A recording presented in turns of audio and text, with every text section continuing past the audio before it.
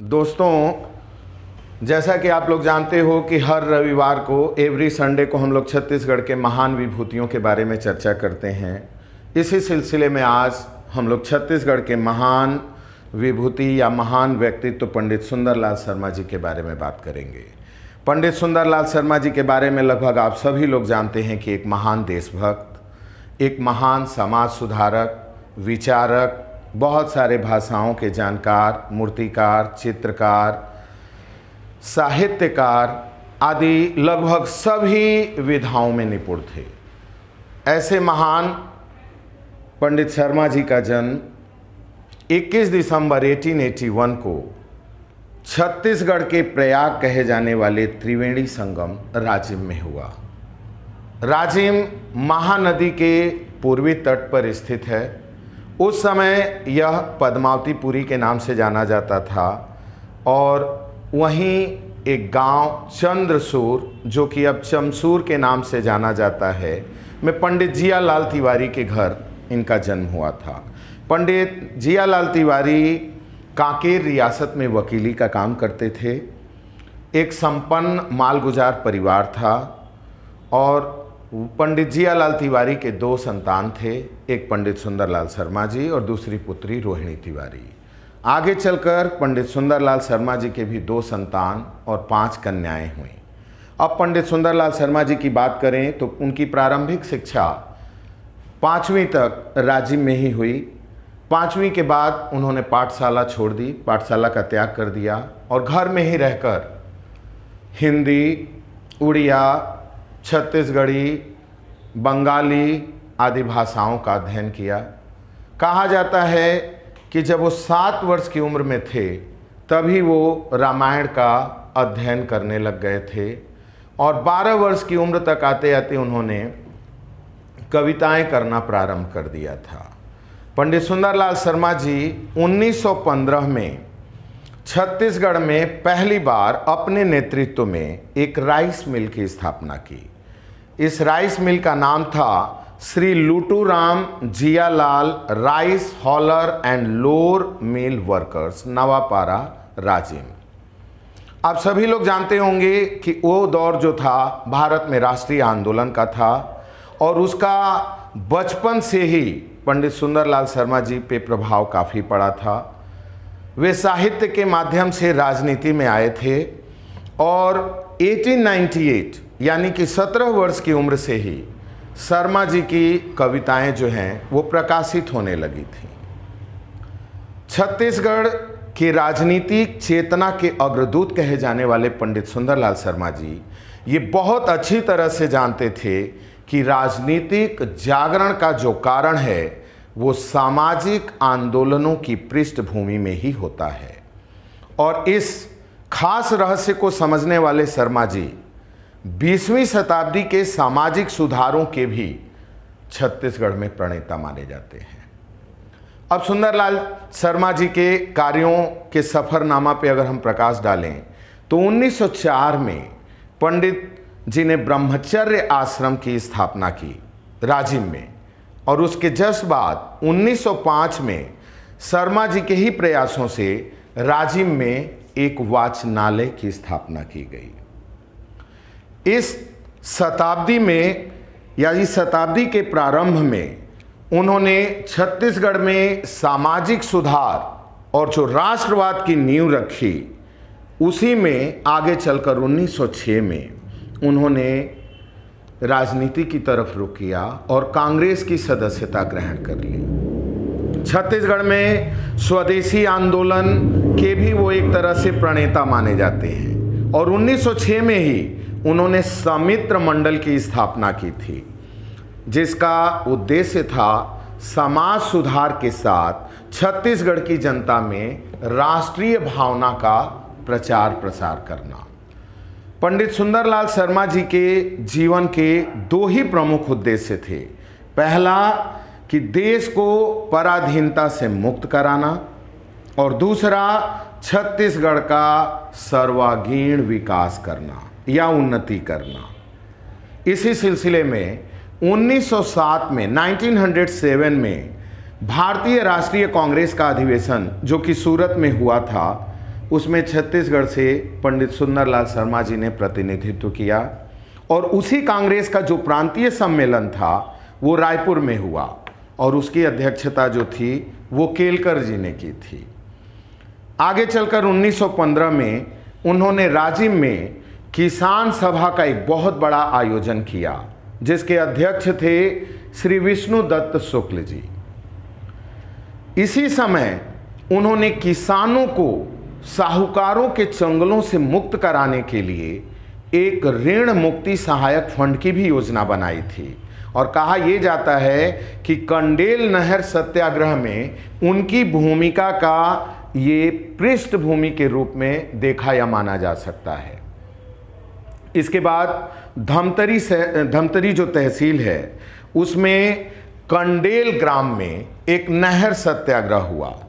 कहा जाता है कि भारतीय स्वतंत्रता संग्राम में इसे स्वर्ण अक्षरों से लिखा गया है और शायद संभवतः ये देश का पहला ऐसा जंगल सत्याग्रह था जिसमें शर्मा जी की पूरी सहभागिता थी। और इसी सहभागिता के साथ इसी सिलसिले में पंडित शर्मा जी ने 2 दिसंबर 1920 को गांधी जी से मिलने कलकत्ता पहुंचे। कलकत्ता में जाकर वो यहाँ के बारे में पूरी जानकारी दी और गांधी जी से ये निवेदन किया कि वे अपना मार्गदर्शन और सहयोग के लिए छत्तीसगढ़ आए।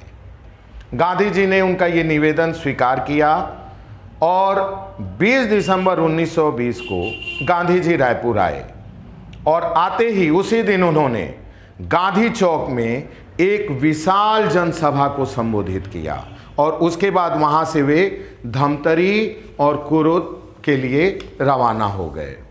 अब आगे चल कर के कंडेल नहर सत्याग्रह की जो कार्यशैली थी और जो कंडेल नहर सत्याग्रह की सफलता हुई और उसमें पंडित सुंदरलाल शर्मा जी का जो योगदान था उस योगदान को गांधी जी ने काफ़ी सराहा और इस मामले में उन्होंने उनको अपना गुरु तक कहा। ये काफ़ी बड़ी बात थी। यही समय था कि भारत में अब असहयोग आंदोलन का दौर शुरू हो रहा था और इसी सिलसिले में रायपुर में 5 फरवरी 1921 को राष्ट्रीय विद्यालय की स्थापना की गई और इसमें शर्मा जी को संचालक समिति का अध्यक्ष बनाया गया। इसके बाद जनवरी 1922 में वन विभाग की जो एक तरह से लाल फीताशाही या मनमानी कह सकते हैं चल रही थी, इसी के विरोध स्वरूप सिहावा में जंगल सत्याग्रह आरंभ किया गया और इस सत्याग्रह के भी जो प्रणेता हैं वो शर्मा जी ही थे। और इसके अंतर्गत हुआ क्या कि जंगल से लकड़ियां काटने का फैसला किया गया और इसमें जो नगरी के सारे लोग थे शामिल थे और जब ये अंग्रेज़ों को पता चला तो नगरी के आसपास के गांवों पर सामूहिक रूप से अंग्रेज़ों ने जुर्माना किया और इसी सिलसिले में जब जुर्माने को पटाने से मना कर दिया नगरी के लोगों ने तो इसके विरोध स्वरूप शर्मा जी को 1 साल के लिए अंग्रेज़ों ने सज़ा दे दी। इस सज़ा में भी पूरे वर्ष शर्मा जी ने अंग्रेज़ों का विरोध किया और इसी विरोध स्वरूप और नीतियों अंग्रेज़ों के और कार्यों को कृष्ण जन्म स्थान समाचार पत्र के नाम से एक हाथ से लिखित पत्रिका प्रारंभ की। आगे चलकर 11 जनवरी 1923 को शर्मा जी को जेल से रिहा कर दिया गया और उस समय रायपुर, धमतरी, राजिम आदि जो स्थान थे इन पे शर्मा जी का अभूतपूर्व स्वागत किया गया और इसी समय शर्मा जी ने एक महत्वपूर्ण नारा दिया। ये नारा था, सत्य के लिए मत डरो, चाहे जियो या मरो। अब देखिए कितने कोइंसिडेंस की बात है या एक संयोग की बात है कि आगे चलकर 1942 में गांधी जी ने इसे अपना स्लोगन बनाते हैं। याद करो आप लोग, डू एंड डाई, करो या मरो। इसी नारा या स्लोगन का अंतिम पद गांधी जी ने उठा लिया था। अब आगे चलकर बात करते हैं हम सुंदर शर्मा जी के बारे में। तो महात्मा गांधी, आप सब जानते होंगे कि एक ही कांग्रेस का जो सम्मेलन था जिसको उन्होंने चेयरमैनशिप किया था, बेलगांव का कांग्रेस सम्मेलन, और बेलगांव के कांग्रेस में उन्होंने अध्यक्षता की थी। और इस अध्यक्षता के बाद गांधी जी के विचारों में अभूतपूर्व परिवर्तन देखा गया था। अब गांधी जी के जो कार्यक्रम थे उसमें अछूतों के लिए काम करना, खादी का प्रचार और हिंदू मुस्लिम एकता के कार्यक्रमों पर ज़्यादा जोर गांधी जी ने दिया। और इसी सिलसिले में 23 नवंबर 1925 को शर्मा जी ने कुछ अस्पृश्य लोगों को, जो कि उस समय काफ़ी हेय दृष्टि से देखे जाते थे, और उस समय बंदूकधारी पुलिस और कुछ कट्टर सतनामी हिंदुओं की उपस्थिति में उनके सामने राजीव मंदिर में प्रवेश कराया। ये एक बहुत बड़ी घटना थी, और इस घटना का जो प्रभाव था वो लगभग पूरे छत्तीसगढ़ में पड़ा। समाज सुधार की इसी कड़ी में 1933 में उन्होंने एक अनाथालय की भी स्थापना की। कहा जाता है, और आप जानते ही हैं, कि पंडित सुंदरलाल शर्मा जी एक महान समाज सुधारक थे। उन्होंने जीवन पर्यंत दलितों के लिए, शोषितों के लिए, पिछड़ी जातियों के लिए और उनको आगे बढ़ाने में अपना सर्वस्व न्यौछावर कर दिया था। अब आप सभी जानते हैं कि हर चीज़ का एक समय होता है। अब धीरे धीरे ये सब जो अंग्रेज़ों का विरोध था और अस्पृश्य लोगों का साथ देना था, इससे अंग्रेज़ काफ़ी नाराज़ हुए और अंग्रेज़ों ने अब उनकी मालगुजारी में हस्तक्षेप करने लगे। इधर अछूतों द्वार या अस्पृश्यों का साथ देने के लिए उनके अपने भी उनका अब साथ छोड़ने लगे थे। और इसका हश्र ये हुआ कि पंडित सुंदरलाल शर्मा जी स्वास्थ्य से लेकर अपना जो धन संपदा थी वो सभी से हाथ धो बैठे। हालांकि उन्होंने कभी धन संपदा बचाने का प्रयास भी नहीं किया, लेकिन दिन पर दिन अब उनका स्वास्थ्य भी खराब होने लगा और वो छत्तीसगढ़ के लिए सबसे बुरा दिन था जब 28 दिसंबर 1940 को पंडित सुंदरलाल शर्मा जी का देहावसान हो गया। मैं ये तो नहीं कह सकता कि पंडित सुंदरलाल शर्मा जी की किस भारत के नेता से तुलना की जाए, लेकिन हाँ, ये जरूर कहा जा सकता है कि इस प्रदेश में कला और संस्कृति के जागरण में वे रविंद्रनाथ टैगोर के समकक्ष, तो स्वतंत्रता संग्राम के योद्धा के रूप में लोकमान्य तिलक और इसी तरह सत्याग्रही के रूप में महात्मा गांधी और समाज सुधारक के रूप में ज्योतिबा फुले के आसपास या समकक्ष बैठते हैं या कहा जा सकता है। वैसे तो ऐसे बहुआयामी जो व्यक्ति थे, ऐसा भारत में कोई और हुआ हो ऐसा मुझे याद नहीं है। लेकिन हाँ, अंत में मैं इतना ही कह सकता हूँ कि जिन्होंने छत्तीसगढ़ की संस्कृति की पहचान बनाई, जिसके आधार पर आज छत्तीसगढ़ का निर्माण हुआ, इसके जो प्रेरणा स्रोत थे वो पंडित सुंदरलाल शर्मा ही जी थे। अच्छा हाँ, आप लोग सभी जानते हैं कि पंडित शर्मा जी छत्तीसगढ़ साहित्य के एक युग प्रवर्तक साहित्यकार के रूप में जाने जाते हैं। 20वीं सदी के जो प्रथम दशक था उसमें उनके साहित्यिक योगदान को छत्तीसगढ़ में भुलाया नहीं जा सकता। पंडित शर्मा जी की कुल जो कृतियां हैं उनकी संख्या लगभग 24 बताई गई हैं, जिनको मैं इन शॉर्ट में पढ़ने की कोशिश कर रहा हूं।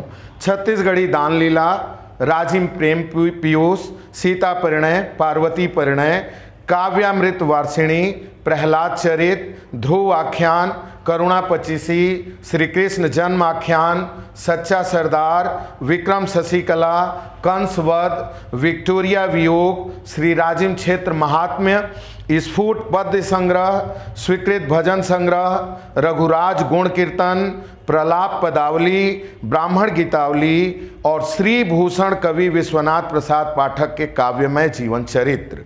और इसके अतिरिक्त शर्मा जी ने छत्तीसगढ़ी रामायण की भी रचना की, जो कि प्रकाशित नहीं हो पाई, अप्रकाशित है। और उन्होंने दुलुरवा नामक छत्तीसगढ़ी पत्रिका का भी संचालन किया और जेल में इन्होंने श्री कृष्ण जन्म स्थान नाम का एक द्वैमासिक पत्रिका का भी संचालन किया। ऐसे महान पंडित सुंदरलाल शर्मा जी को छत्तीसगढ़ के गांधी के नाम से संबोधित किया जाता है और धन्य है छत्तीसगढ़ जिस पर ऐसे महान व्यक्तित्वों ने जन्म लिया और छत्तीसगढ़ की गरिमा को बढ़ाया। जय हिंद।